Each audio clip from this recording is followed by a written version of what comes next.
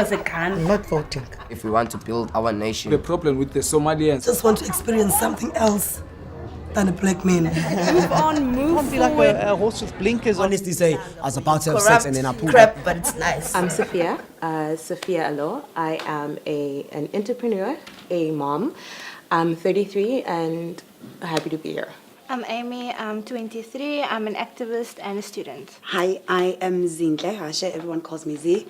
I am radio presenter, BDist, and all kinds of things. Happy to be here too. Hello, I'm Monica and I'm completing my PhD degree in anthropology, so I'm here as a student and I'm also a mom. I'm Sidi, entrepreneur, mom, voiceover artist. Happy to be here too. People of mixed race, I know people feel some kind of way. I don't know how you identify, but people feel some kind of way about being called colored. But people of mixed heritage tend to, especially where I live, tend to stare at this baby and stare at me and kind of feel like you can feel it coming across. And people ask me, like, is this your child? I have a friend of mine who's, she's Lori, yeah, she's French, and the father is Senegalese. So Masamba is beautiful chocolate, and he just, people randomly walk up to her and say, is that your son? I know, and it's... And look, how dare you? People would do it with the child on my breast, like I was breastfeeding. Why are you feeding a Why white you baby? feeding a white baby? Just here, thanks, I'll take that. No. On that colored thing, because my partner and I were having this argument that biracial is a product of a white person and a black person. Colored is a product of two colored people who have colored grandparents. The history of colors, we have Khoisan, we have South Asian in us, we have so much in us. But I call her Caucasian. I call myself black. What do I call? Are you biracial? You're Mixed, I'm whatever, I'm African, I'm human. It doesn't matter. It doesn't matter to me. But it does matter I brought because it on up. a form you have to tick a box which colors, because that is how society defines me. So.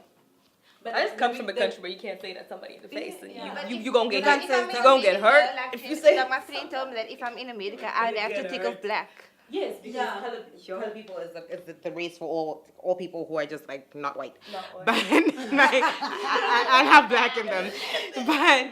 But the reason why I brought that up is because I do know, especially in activist circles, people are challenging the idea that colored is one homogeneous group because, like you say, there's so many different people. There are people who have African heritage, people have it. So just There is all this vacuum and so there's everything missing, and yet there are these now emerging, whatever we want to call it, mixed race kids. So I think I'm interested in understanding how they define themselves, because otherwise we keep on going between the black and the white. And the outside defines those children. And how do they and as see a themselves? mom, I'm really curious to see, so what could be, we don't believe in the rainbow nation myth, right? So what would be...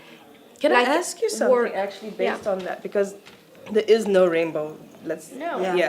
Next. So let's not take it from the country to the house, or to the, let's say the extended family situation where there is this biracial child with a white family and a black family. How is that child then viewed by the family? Especially my interest, of course, would be more by the white family. Because in my experience, my sister has a biracial child, but that's our child. Her child is our child. No, don't kala, whatever, didn't care. That's my family. But I wonder how he's then received by the white family. And then do they see him as black or as white? And then as such, are they part of, you understand? But also, how would these kids Then see they can themselves, see and themselves. what as a society can we offer to them? What would be the ideal, conversation to have and things to do? just based on the context that you created in a space where people are not talking about these things, they're not going into them deeply. White people seem to have, for me in this country specific, and I think just generally, a lot of white people just seem to have a vacuum around this. They don't want to deal with it, they don't want to touch it, they don't want to, So I feel like what happens is that me as a black mother, I have things attached to my biracial child. I have a sense of, I know that you're going to get through the world easier than me. I know, there are things that happen, and I want you to understand that you're one of us, but you need to understand your difference, you need to understand your positionality, because as a black woman, I realize it's a matter of survival. It's not just know your positionality, it's know where you stand so that you don't get confused later. But for the white family that is not thinking, if they raise him as you would raise a white child, that don't allow him to question. And because I raised my child in a home where the books around him are going to give him context. He's going to come out from my house going, my mama, black woman. Like, he's not going to have questions about that. But he is going to another house half the time where nobody is discussing these things with him, where it's taken for granted that he's just part of the family, which is fantastic on one hand, but on the other hand, I feel it sets him up for some sort of rude awakening. There's a lot of similarities with Sophia was just describing, the fact that they don't really believe he's your child.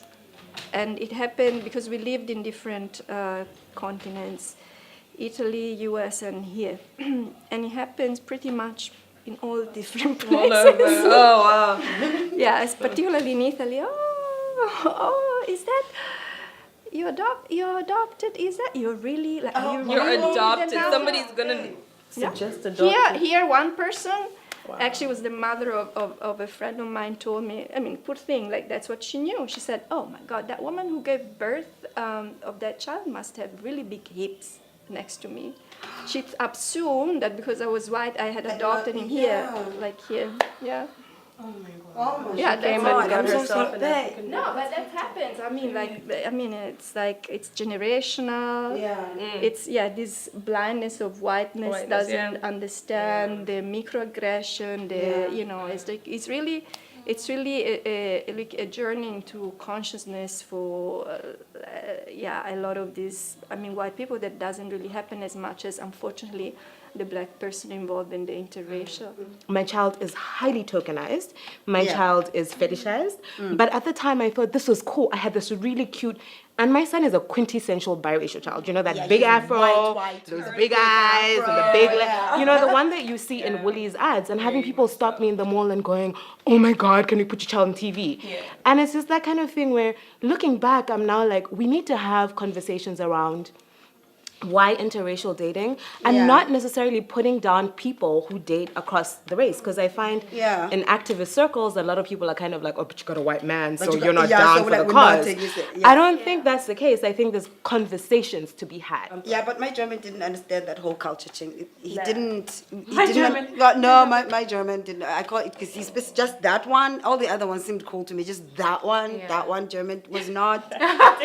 He really didn't get it. I have two younger sisters and a niece and a nephew, and we are alone. And I came to Cape Town and left them alone. So the things that are gonna need, black families do that. I'm gonna call you. You're with a white man. Your ass has money. Because you're living in the flat up in the burbs with your white guy from Europe.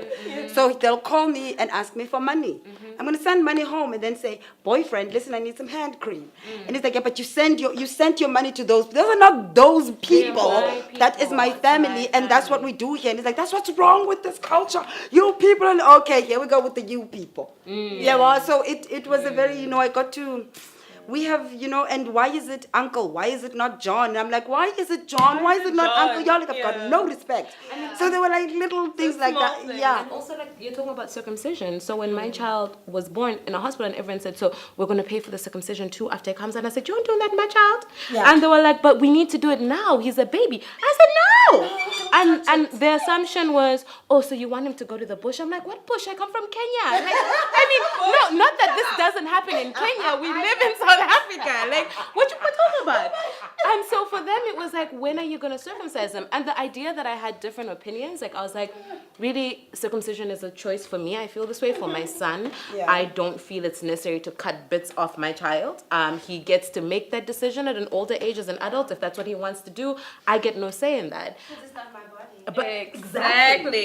If Maru had to go to the mountain, like, how would you feel about it? I mean, you're Italian, and you don't do that there. But Maru's. But not even his father did that, so I don't think it's going to be an issue for him particularly. So if he did, and It's the same problem. If there was a tradition. But then he will decide, and the family will decide, and when the problem arises, then you talk about it. But right now it's a bit like a lot of if it's not true. Because I've spoken to a lot of Xhosa women, and it's actually stupid dangerous to do it as a black male.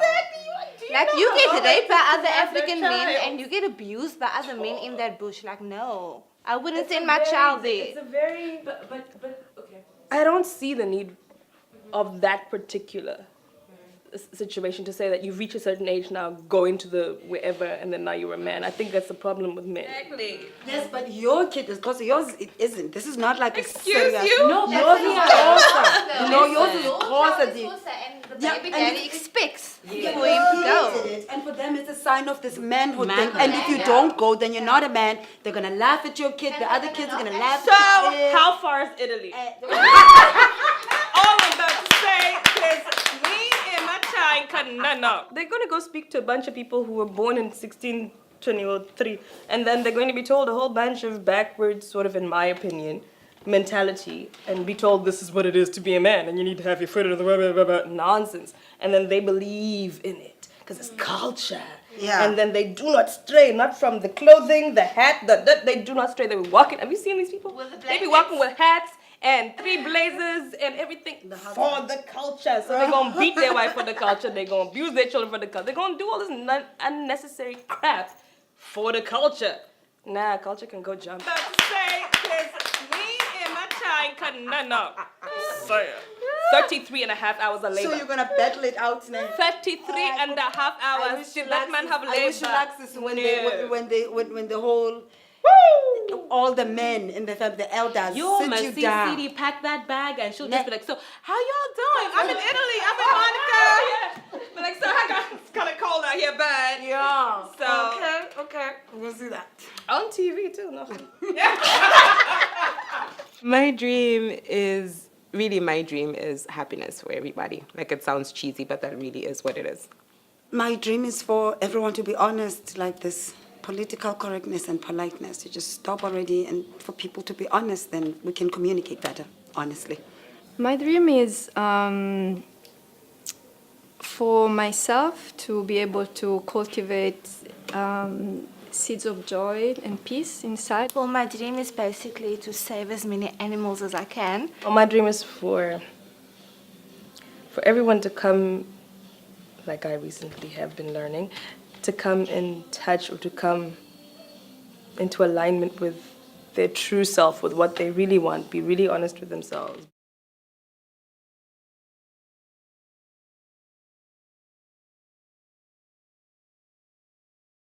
Be here too. Hello, I'm Monica, and I'm completing my PhD degree in anthropology. So I'm here as a student, and I'm also a mom. I'm Sidi, entrepreneur, mom, voiceover artist. Happy to be here too.